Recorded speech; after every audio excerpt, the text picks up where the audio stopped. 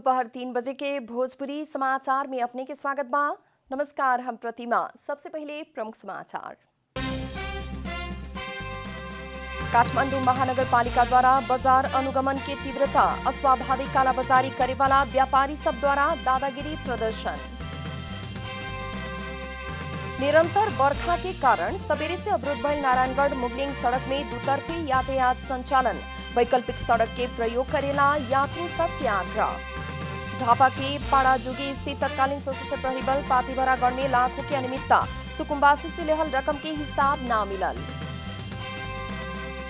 Israel से शुरू कल गई समझौता से नया मध्य पूर्व के शुरुआत भइल अमेरिकी राष्ट्रपति ट्रंप के दावी, युद्ध समाधान ना होकर समझौता ना करे के पैलेस्टाइन के स्पष्टोक्ति।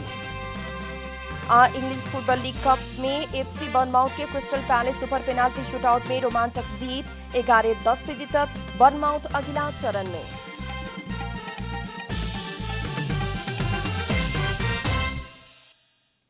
अब पूरा समाचार। बाजार में पियाज के अस्वाभाविक कालाबाजारी करे वाला ऊपर अनुगमन कैला बाद व्यापारी सबके दादागिरी के हद प्रदर्शन भइल बा। अनुगमन के क्रम में कालाबाजारी करे वाला के व्यापारी सब पकड़ के प्रहरी में जिम्मा लगावल गेल बा, तक कुछ के व्यापार रोका कैल गेल बा। 40 रुपया प्रति किलो के सामान 1 से 30 रुपया तक लेवे वाला के कालाबाजारी मुताबिक कार्रवाई करे पड़े के आवाज उठल है। अनुगमन के क्रम में बल्खो के व्यापारी सुनील केसी और 40 रुपया में प्याज खरीद करके उपभोक्ता के किलो के 1 से 20 रुपया तक में बेचल भेटैला बाद कार्रवाई में पड़ल बड़न। वहां के कालीमाटी प्रहरी में जिम्मा लगावल गेल बा। कालीमाटी तथा बल्खो क्षेत्र के तरकारी बाजार में अनुगमन कैला बाद कालाबाजारी करे वाला के व्यापार रोका कैल गेल बा, त 2 से 40 बोरा प्याज नियंत्रण में लेहल गेल बा। आज सवेरे से अवरुद्ध भइल नारायणगढ़ मुगलिंग सड़क में दुतर्फी यातायात संचालन में आयल बाटे। निरंतर बरखा के चलते नारायणगढ़ मुगलिंग सड़क खंड के 4 किलो में पहाड़ से गिरल भूस्खलन सड़क अवरुद्ध भइल रहे। पहाड़ से लेदो झरे के क्रम ना रुकला बाद सवेरे 6 बजे से सड़क अवरुद्ध भइल रहे। सड़क में गिरल लेदो के चलते स्कावेटर के सहयोग से हटावल इलाका प्रहरी कार्यालय मुगलिंग के प्रहरी निरीक्षक कंचन तामांग जानकारी दिले बानी। निरंतर पानी पड़ रहल कारण ओ सड़क खंड बार बार अवरुद्ध होती आ रहल बा। नारायणगढ़ मुगलिंग सड़क होके यात्रा करे वाला यात्रु सबके वैकल्पिक सड़क के प्रयोग करेला जिला प्रशासन कार्यालय चितवन आग्रह कैले बा।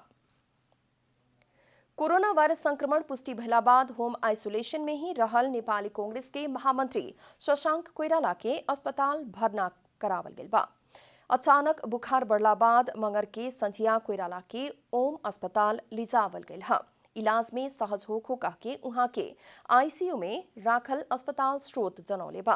कोइराला के अवस्था स्थिर आ सुधारोन्मुख रहल अस्पताल के प्रबंध संचालक बाबू काजी कार्की जानकारी दिले बानी। अभी बुखार हटल आ आइसोलेशन में इलाज हो रहल जनावल गेल बा।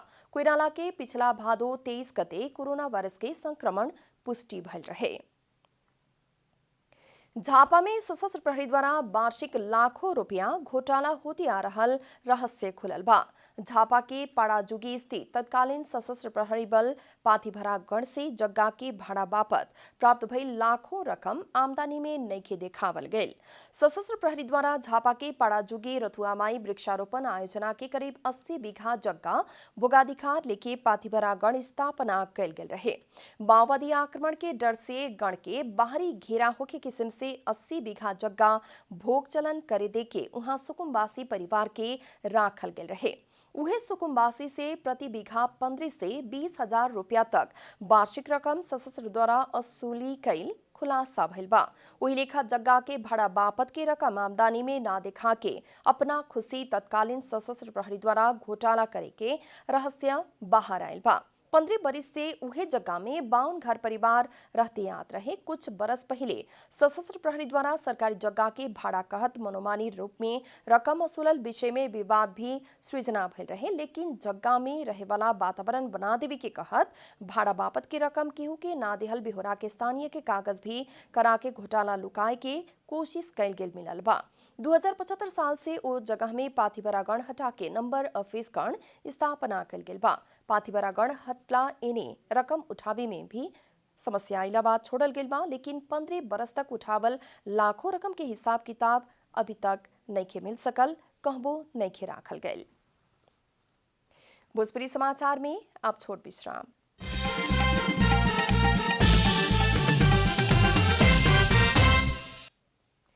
भोजपुरी समाचार में आप बाकी समाचार। नेपाल में कोरोना वायरस संक्रमित की संख्या 56,788 पुगल बा।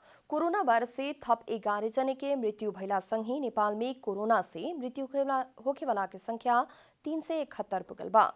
स्वास्थ्य तथा जनसंख्या मंत्रालय के मुताबिक मंगर के 4 महिला और 7 जने पुरुष के कोरोना से मृत्यु भइल है। काठमांडू में एक महिला और 3 पुरुष करके 4 जने के मृत्यु भइल बा। वही लेखा सिरहा, बारा, रूपंदेही में एक महिला के कोरोना से मृत्यु भइल मंत्रालय के प्रवक्ता डॉक्टर जागेश्वर गौतम जानकारी दिले बानी।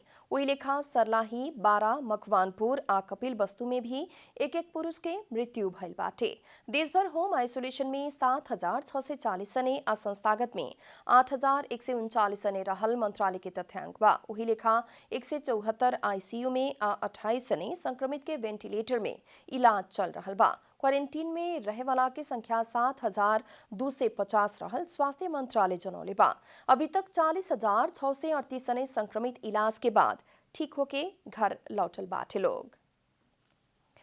भारत संगे जुड़ल पश्चिम नवलपरासी के सीमा नाका सील कल गेल बा। सीमा में नेपाल भारत के नागरिक के भीड़ बढ़ला बाद सील कईल गईल जिला प्रशासन कार्यालय नवलपरासी जनौले बा।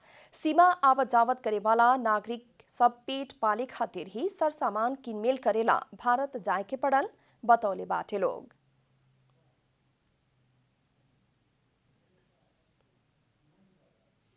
अब का कहें, नून तेल अब गरीब आदमी है और बहुत सामान महंग मिलता। तनी यहाँ 2 पैसा सस्ता बा तो धाके जाइल जाता, ले आवल जाता। कैसे गरीब आदमी बाल बच्चन के कैसे खिलाए पर नून तेल लाके। यहाँ 30 रुपये किलो, 32 रुपये किलो पाइन्छ। यहाँ 70, 50, 80 रुपये किलो पाइन्छ। त्यही भएर त्यति जान्छ। हजुर, जानुपर्छ। नवलपरासी के प्रमुख जिला अधिकारी सागरमणि पाठक पश्चिम नवलपरासी के 27 किलोमीटर नाका सब संगी बस्ती रहल कारण आवत जावत बढ़ला बाद सील कईल गेल बतौले बानी। प्रशासन से कोरोना के जोखिम के ध्यान देहत सीमा सील कैला पर भी स्थानीय नागरिक खुद सचेत होके पड़े के प्रमुख जिला अधिकारी सागरमणि पाठक के कहनाम बाटे। रूपंदेही के तिलोत्तमा नगरपालिका वार्ड नंबर 6 में रहल बुटवल सोलार पावर प्रोजेक्ट के निर्माण कार्य अंतिम चरण में पुगल बा। तिलोत्तमा के गोरकट्टा स्थित शांति नमूना मावी के 26 बीघा जगह भाड़ा में लेके सोलार पावर प्रोजेक्ट के निर्माण हो रहल बा। अभी आयोजना के पैनल, ट्रांसफार्मर, इन्वर्टर जड़ान के काम ओराइल बाटे। गुल्मी के रीडी हाइड्रो पावर के माथत में निर्माण कईल गेल प्रोजेक्ट निजी क्षेत्र से सौर्य ऊर्जा उत्पादन करे वाला सबसे बड़का आयोजना है। सोलार से 8.5 मेगावाट विद्युत उत्पादन करके राष्ट्रीय ग्रिड में जोड़ल जाए। सुरुमा चाहिँ 70 करोडको लागतमा गरेको हो। त्यसपछि योबाट उत्पादन हुने विद्युत भनेको हाम्रो 8.5 मेगावाट हो। 8.5 मेगावाट अब डीसी प्यानलबाट जेनेरेट भएर इन्भर्टरको मार्फतबाट एसीमा कन्भर्ट हुन्छ। 0.69 केवीको एसीमा।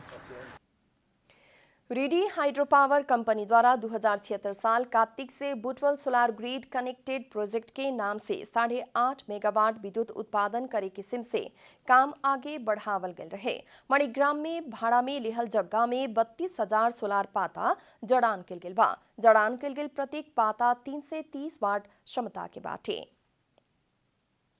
सिंधुपाल्चोक के रामचे केंद्र बिंदु होके बुध के सवेरे 6 मैग्नीट्यूड के भूकंप गईल बा। सवेरे 5:19 में भूकंप के धक्का महसूस कल गेल भूकंप मापन केंद्र के प्रमुख लोक विजय अधिकारी जानकारी दिले बानी। भूकंप के धक्का कड़ा रूप में महसूस भइला बाद लोग घर के बाहर निकलल रहे। भूकंप से भइल नुकसानी के विवरण अभी तक नहीं आ सकल। उपत्यका लगायत अन्य नजदीक के जिला सब में भी भूकंप के धक्का महसूस भइल रहे। हिमाली जिला मनांग जोड़े वाला बेसी शहर चामे सड़क भूस्खलन से धस गईल बा। मगर के रात से अविरल बरखा संगी आयल भूस्खलन से बेसी शहर नगरपालिका वार्ड नंबर 6 खरखरे भीर के सड़क धस गईल है। करीब 20 मीटर सड़क धसल डुमरे बेसी शहर चामे सड़क योजना कार्यालय जनौले बाटे। कार्यालय के मुताबिक सड़क ऊपर से आयल भूस्खलन आ सड़क नीचे मरस्यांगदी नदी से खोलल जमीन के कारण सड़क धसल है। पानी निरंतर पड़ रहल कारण तत्काल मरम्मत करे के असंभव भइल कार्यालय के कहना बा। बेसी शहर चामी सड़क में पिछला लंबा समय से हर साल हल्का बरखा होते ही पत्थर आ माटी आके सड़क अवरुद्ध होती आत रहे। सड़क अवरुद्ध भइला बाद ढुवानी से लेके आकस्मिक सेवा के सभी सवारी साधन रोकल गेल बा। अब आर्थिक समाचार।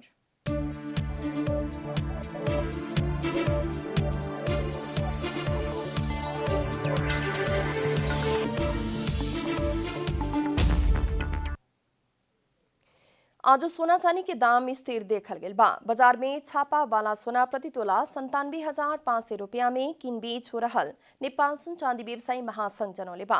तेजाबी सोना प्रति तोला 97,000 रुपया में किन बेच हो रहल बा।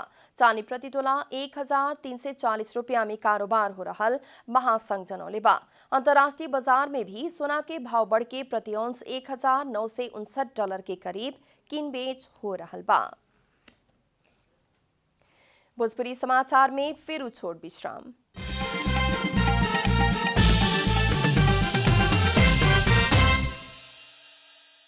भोजपुरी समाचार में अब अंतर्राष्ट्रीय समाचार।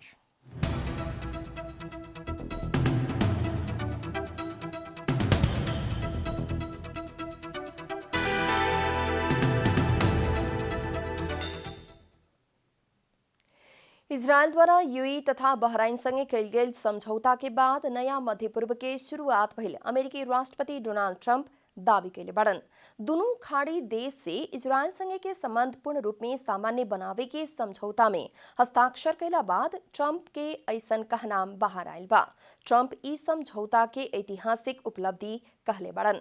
ट्रंप प्रशासन खातिर खाड़ी देश आ इजरायल बीच के ई समझौता कूटनीतिक सफलता के रूप में लेहल गल बा। सन 1948 में इजरायल स्थापना भइला बाद ओके मान्यता प्रदान करे वाला यूएई आ बहराइन तीसरका आ चौथा खाड़ी देश है। ट्रंप द्वारा अन्य देश के भी समझौता के मार्ग में आवेला सुझाव दिहल गेल बा, लेकिन पैलेस्टाइन अपना सबके युद्ध समाधान ना होखे तक इजरायल संगे के समझौता के पक्ष में ना रहल बतावल गेल बाटे। आप खेलकूद समाचार।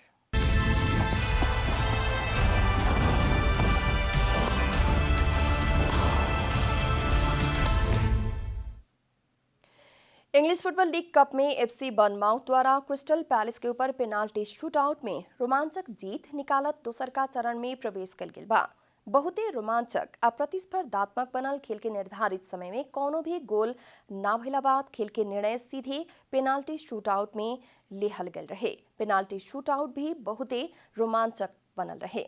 दोनों टोली कुल 24 पेनाल्टी प्रहार कैला बाद बर्नमाउथ 11-10 से जीतत दोसर का चरण पुगे में सफल भइल है। दोनों टोली शुरुआती 10 प्रहार में लगातार गोल कैले रहे। 11वां बार के प्रहार में दोनों टोली के गोलरक्षक चुकल रहे। 11वां प्रहार में बर्नमाउथ के डेविड ब्रुक्स गोल कैला बाद पैलेस के लुका मिलिवोजेविच के प्रहार बर्नमाउथ के गोलरक्षक एस्मेर बेगोविक बचावत जीत दिलौलन। वहां के ऑफसाइड देख ले रहलन। अब बर्नमाउथ दोसर का चरण में मैनचेस्टर सिटी के सामना करी। अंत में प्रमुख समाचार फिर एक बेर।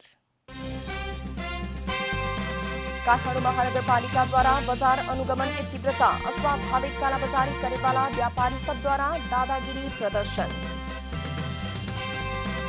निरंतर बरखा के कारण सवेरे से अवरुद्ध भइल नारायणगढ़ मुगलिंग सड़क में दुतर्फी यातायात संचालन। वैकल्पिक सड़क के प्रयोग करेला यात्री सब के आग्रह। झापा के पाड़ाजुगी स्थित तत्कालीन सशस्त्र प्रहरी बल पाथगरागढ़ में लाखों की अनियमितता, सुकुम्बासी से लेहल रकम के हिसाब ना मिलल।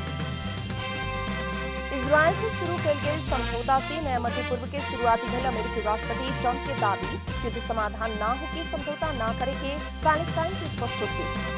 इंग्लिश फुटबॉल लीग कप में एफसी बर्नमाउथ से क्रिस्टल पैलेस पर पेनाल्टी शूटआउट में रोमांचक जीत। 11-10 से जीतत बर्नमाउथ अगला चरण में।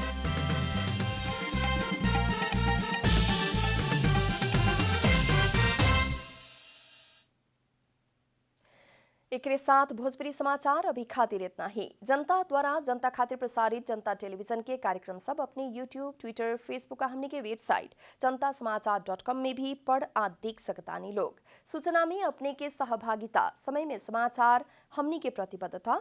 नमस्कार।